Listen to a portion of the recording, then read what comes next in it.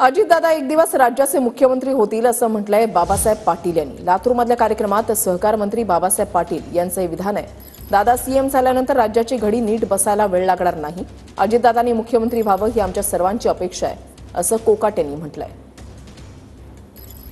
सांगा, लोकसभेची निवडणूक झाली त्यावेळेसची परिस्थिती काय होती ते आम्हालाच माहिती आहे। यावेळेसची तर खूप वेगळी निवडणूक झाली, पण शेवटी लोकांनी विचार तोच केला की विकासालाच प्राधान्य दिलं आणि 32,600ची लीड आली। मित्रांनो, कार्यकर्त्याचा महायुतीचा विजय आणि मग महायुतीचं सरकार झालं, देवेंद्रबाबू अध्यक्ष झाले। नाहीतरी पहिलं काँग्रेसवाल्यांनी तिथं हॉटेल तयार करून ठेवले होते, कोण मुख्यमंत्री होणार, कोण हे होणार आहे, चालूच होतं। आमची पण तीच अपेक्षा आहे ना, दादांनी मुख्यमंत्री व्हावे। कोणत्या पक्षाला वाटणार नाही, कोणत्या पक्षाच्या नेत्यांना मंत्र्यांना वाटणार नाही। आमची सर्वांचीच अपेक्षा आहे की दादांनी मुख्यमंत्री व्हावं या राज्याचं।